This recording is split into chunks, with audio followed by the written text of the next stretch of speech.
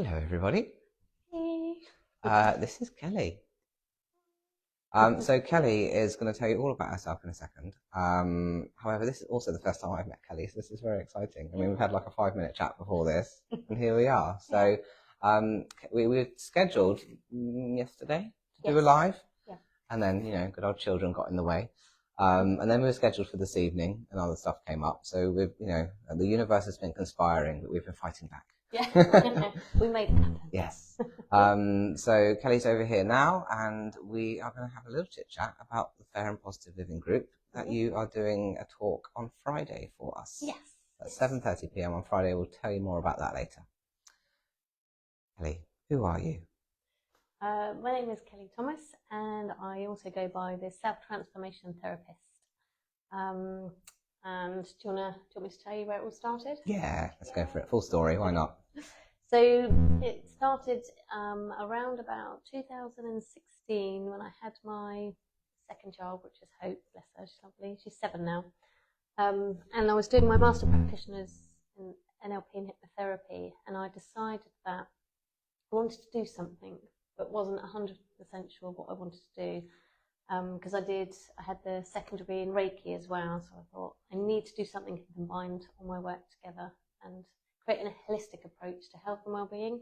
And at the time I didn't know where it was going or where it was going to take me, but it came from my own healing as well. I needed to find something that would work for me to create my own healing before I then started doing my own bespoke practice as well, which is where it all came from. Yeah, I think a lot, just slightly going off topic, but a lot of us that kind of do this sort of thing or in this world, we often combine one thing with another. We look more holistically, and it always comes from a place of, I've had to do my own work.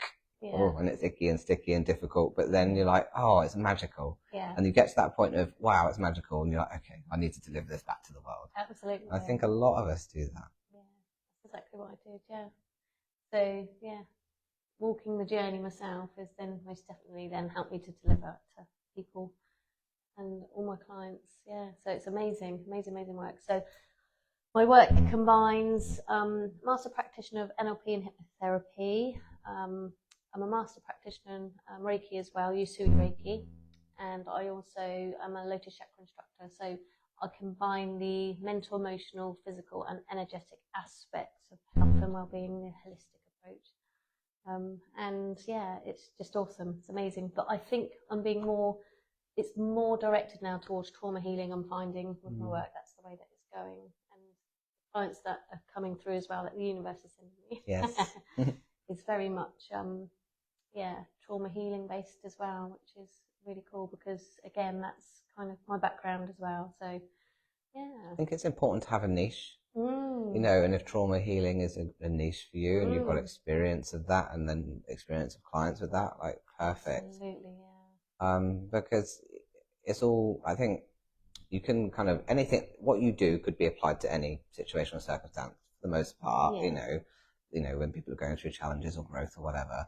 But to have a niche really makes you more specialized, more focused, more of an expert in a particular area. Absolutely, and I think it really also helps to narrow down your audience and the people you really want to work with and can connect with the best, you find? Absolutely. It took me ages to kind of narrow that down to where I was going with it all. But definitely. Going that way. Yeah, definitely. Good. So let's talk about your plans for Friday, but without giving too much away, because of course we want to save some for the event. Yeah. But I know you've already done this talk already for the Hampshire Positive Living Group. So let's just talk about your plans for Friday and then what you learned having talked to Hampshire and how you're going to bring some of that with you here on Friday. Does that make sense? Yeah, it does, yeah. Good. So I introduced the foundation of the practice that I introduced to my clients, and it comes down to working with the nervous system, which is amazing. So I help my clients to understand themselves intimately with regards to their nervous system. We talk through how that affects with regards to our biology, how it affects our mental health, our emotional health, our physical health, everything to do with like you know, in a whole holistic approach with inside the body. So, and once you start learning and going into the nervous system and how that then affects the whole body, when you start to use somatic work and meditation and hypnotherapy and NLP and the language that you use and you apply to yourself as well, you start seeing massive differences within your biology, your body. Healing starts to naturally take place once you start calming the nervous system and using tools to calm the nervous system, but also discovering where you're at with your nervous system, because a lot of people don't realise they're in fight and flight and survival mode most of the time. So I recognise this a lot of my children, actually. So both my children are adopted and they have early life trauma. Particularly my eldest was more affected. And she actually spends her life in fight or flight. And subsequently that's caused ADHD, sensory processing disorder, and she also has attachment disorder. And so we are working through some therapies around that aside. But it's just fascinating to learn that, to meet her, you wouldn't recognise or know that she's living in fight or flight all the time. absolutely. And for her, it's her entire norm. She doesn't know any different. That's the thing. So, you know, even from a self-awareness perspective, I know she's only young, but as an adult, if we are living in fight or flight all the time, we may not even be aware because it's so normal. It is. It's your normal. Absolutely. Yeah. So I think taking stock of where you're at is so important, so valid. And I'm not sure that every service on offer necessarily looks at that. Yeah. So I think that's quite unique, you know, probably in the lines of the way that you're doing it. Again, more bespoking of what you do. Yes, absolutely. Yeah. Because lots of people, because it is their normal, and when they start to become aware, and because I've got a consciousness workbook as well, becoming aware and of how you're being, your habits, your behaviours, your patterns, and when people start to become more aware of themselves and how they're showing up, it makes a massive difference. There's lots of realizations, insights, lots of aha moments. Yeah, and the oh, don't look at that. Yeah. So yeah, it's hard. We're not taught self-awareness. Exactly. Very rarely are we taught that, and most of us learn it the hard way. I did. Yeah, me too. Yeah. Yeah, so it's good to start there. I really like that.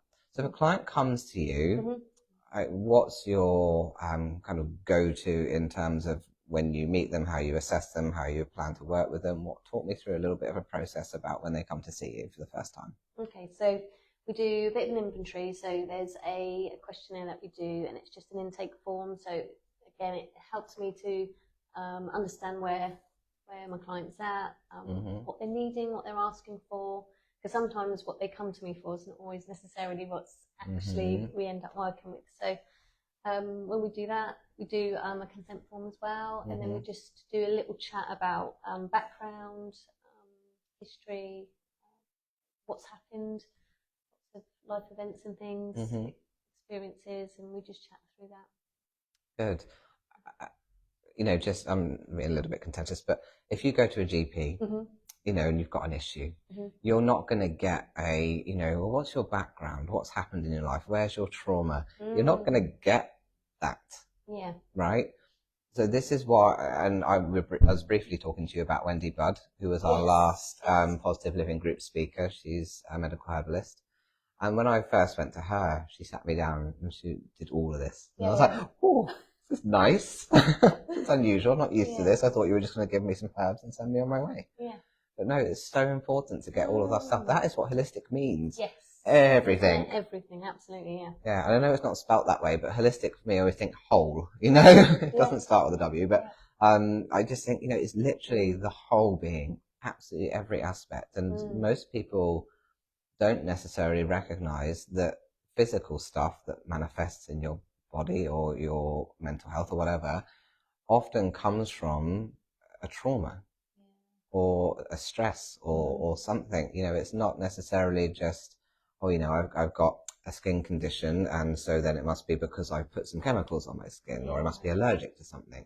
Actually, that skin condition could be a whole host of stuff that's gone on in your life, or even a combination of things, you know? Yeah, because trauma doesn't always show straight away either. No. It's something that can come out later on. And, you know, even in your 40s and things, if you've had early trauma experiences, it can show up a lot later. And this is sometimes where people say, you know, I'm having a midlife crisis, but sometimes it's not that. It is because the trauma's shown and trying to be healed and and understood and processed. Oh, understood. I like that word. Yeah.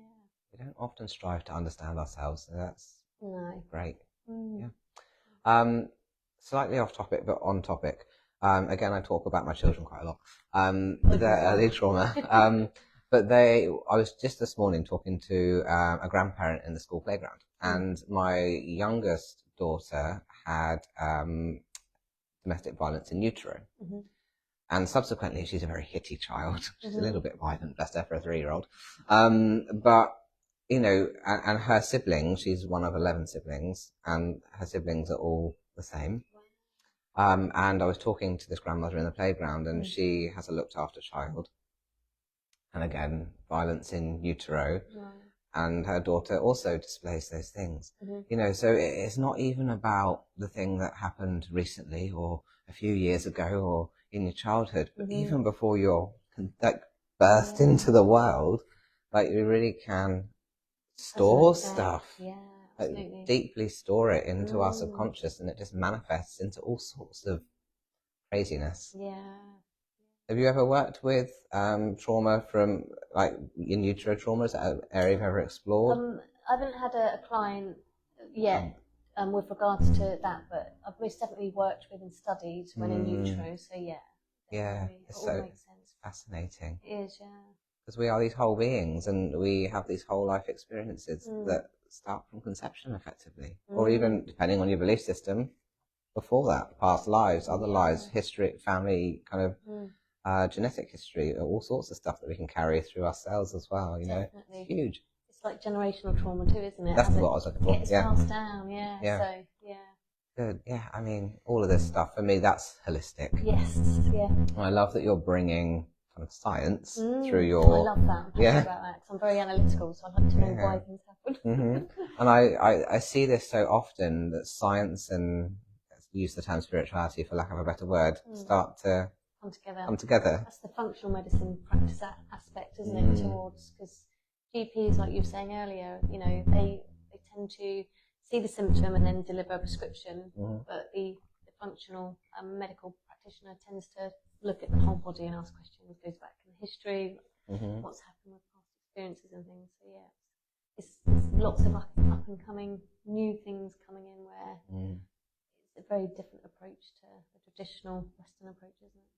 And my understanding, only from talking through people that I know, you know, people who know people who know people. It's not what you know. Is that actually some of this stuff is starting to creep into Western medicine. Definitely. Now.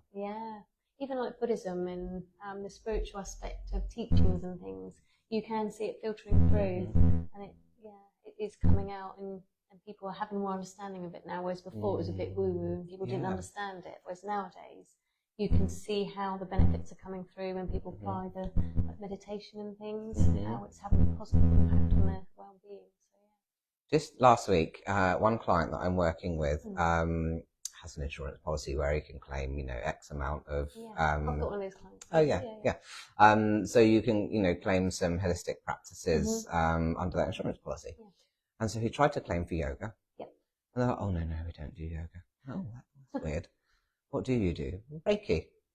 So you could claim for Reiki through his insurance policy. Wow. Not yoga, but Reiki. I just found that incredible, that actually an insurance policy is recognizing that and paying out on it. I mean, the whole not yoga thing is another thing, but the fact that that's on there, for me, tells me that the world's catching up. You know?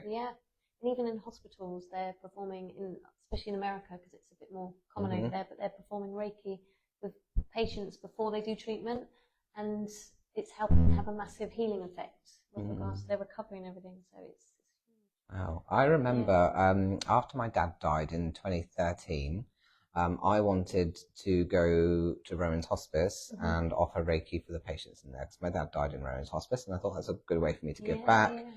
Like, oh, no, we can't do that here. But now they do Reiki at Rowan's.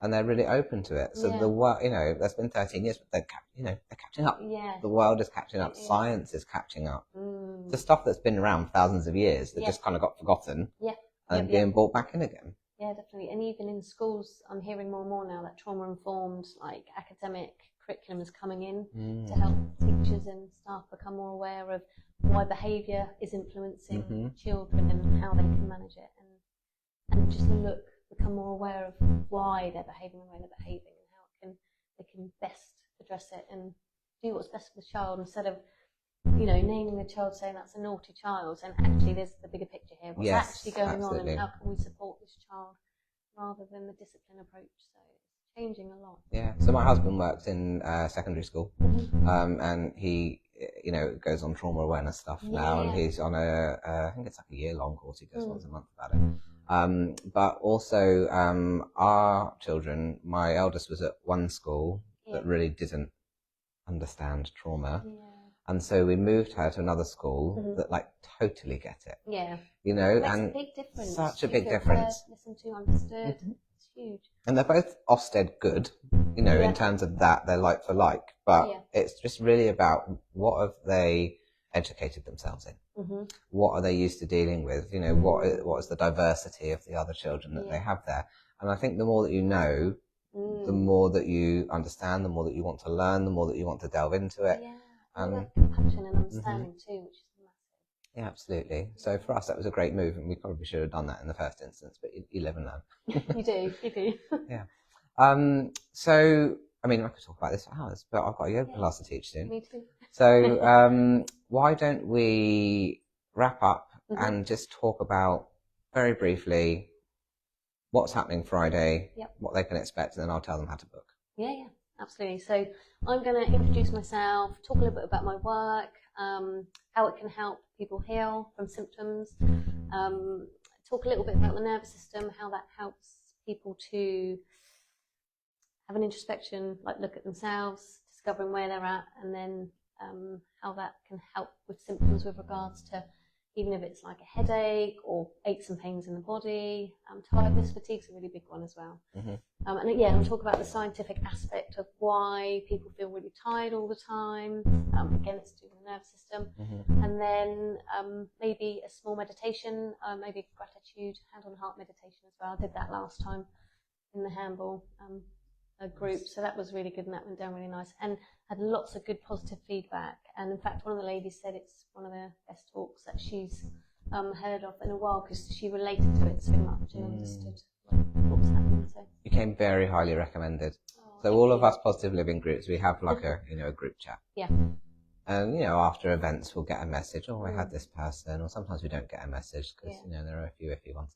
But I got yours, and everyone's like, I'm booking her now. I was like, I'm on it. Booking. So it came with real glowing feedback. So I'm super excited about Friday. You guys can book this. We do pre-booking only. That's because we want to know how many people are coming. I need to set up for you. I've got a smaller space than some of the other positive living groups, so we can't just kind of do on the door and squeeze everyone in. It doesn't really work like that here. So we have to do pre-booking. It's £10, and I believe that I pay my speakers very fairly. I do £5 per person to Kelley, and then £5 just to cover this space. I also have a concessions rate, which is just £5, and that goes straight to Kelley. I dip out, but that's okay with me, so that we have it accessible for people that are on low incomes or genuinely can't afford it. So please do join us on Friday, 7:30 until 9. We will have tea, coffee, biscuits, and Kelley's company. What more can we ask for? I look forward to seeing you all there. Yes. Thank you so much. Book at lukevoulgarakis.com. I will pop that information in the comments with this video. Take care, everyone. See you Friday. Thanks. Bye.